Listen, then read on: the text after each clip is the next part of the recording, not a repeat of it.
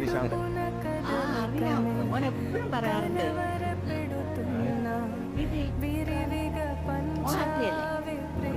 അമ്മ നമുക്ക് ഇറങ്ങാം.